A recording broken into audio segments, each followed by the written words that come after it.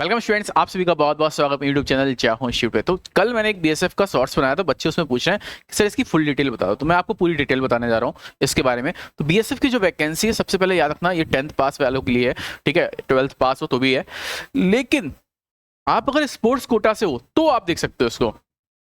आप पागल ना बनना, स्पोर्ट्स कोटा से नहीं हो तो आपके लिए वैकेंसी नहीं है। यानी कि अगर आप स्पोर्ट्स कोटा में हो, जैसे आपने स्पोर्ट्स खेले, मैं आपको दिखाता हूँ नोटिफिकेशन में क्या दे रखा है इन्होंने सीधे सीधे, ठीक है। आइए देखते हैं। हाँ हाँ, उससे कोई दिक्कत नहीं।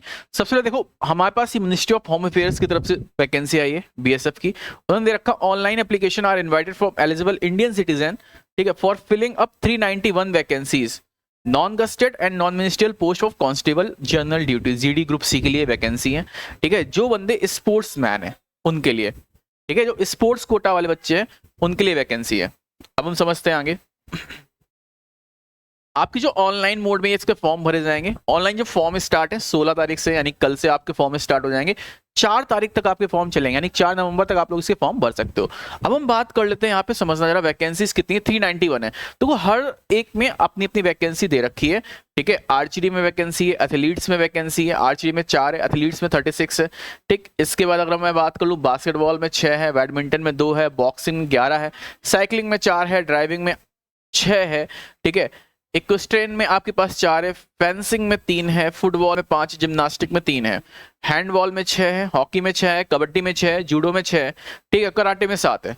तो जूडो और कराटे दोनों में अलग अलग वैकेंसीज है, ठीक है। जूडो अलग होता है, कराटे आपका अलग होता है, ठीक है। स्पीक टैक्रो में 2 है। स्विमिंग में अच्छी खासी वैकेंसी 16 है, ठीक है। अगर मैं देखूं स्विमिंग में वैकेंसी सबसे बढ़िया दिख रही है जो कि 16 है। तो हर एक में अलग अलग वैकेंसी है, हर एक कैटेगरी में। आप जिस कैटेगरी के हो आप उस कैटेगरी से फॉर्म भर सकते हो। अब बात कर लेते हैं इसमें क्या है। देखो यार, एक चीज याद रखना, इसमें डायरेक्ट रिक्रूटमेंट है, यानी कि आपके पास पीएसटी है, ठीक है। यहाँ पे उन्होंने कहा है आपके पास जो है पीएसटी। अच्छा, पे लेवल भी हम बात कर लेते हैं। तो भाई पे लेवल की अगर हम बात करें तो सीधे सीधे एक चीज देखो, यानी कि इनकी जो पे रिवाइज है वो 21,700 से लेके 69,100 लेवल 3 पे है। लेकिन आपके पास जैसे ही 6वां वेतन आयोग लगेगा आपकी पे लेवल और अच्छी खासी हो जाएगी, ठीक है।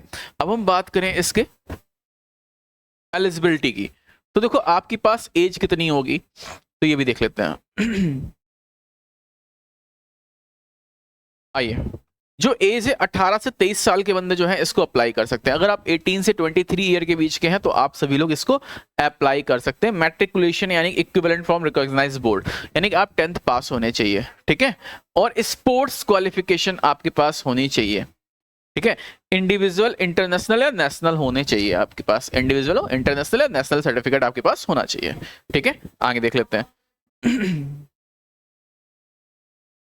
एज रिलैक्सेशन किसको किसको मिल रहा है, ठीक है। आओ देखें, age relaxation 18 to 23 year old 1 अगस्त 2025 को होना चाहिए, यानी 1 अगस्त 2025 से आप काउंट कर लो 18 से 25 साल के हो कि नहीं हो, ठीक है।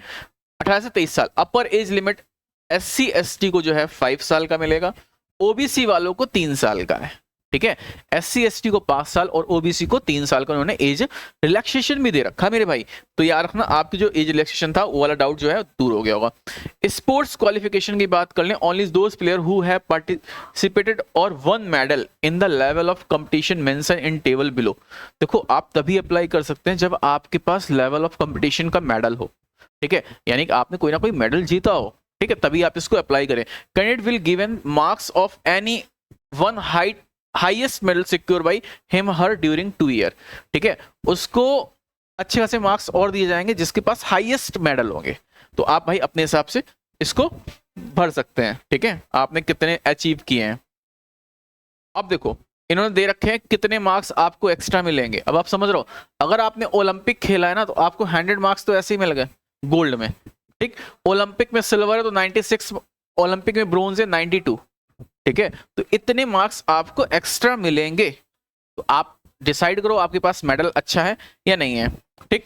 आगे चलें, तो हर तरीके का ओलंपिक है, वर्ल्ड चैंपियन है, एशियंस है, एशियन चैंपियनशिप है, यूथ ओलंपिक गेम है, ठीक है। ये सारे आपके पास गेम दे रखे हैं, ठीक है। हाइट की बात कर लें तो मेल की जो हाइट है बेटा वो 170 सेंटीमीटर और फीमेल की हाइट जो है 157 सेंटीमीटर होनी चाहिए। यानी मेल की हाइट 170 और फीमेल की 157 सेंटीमीटर आपके पास हाइट होनी चाहिए।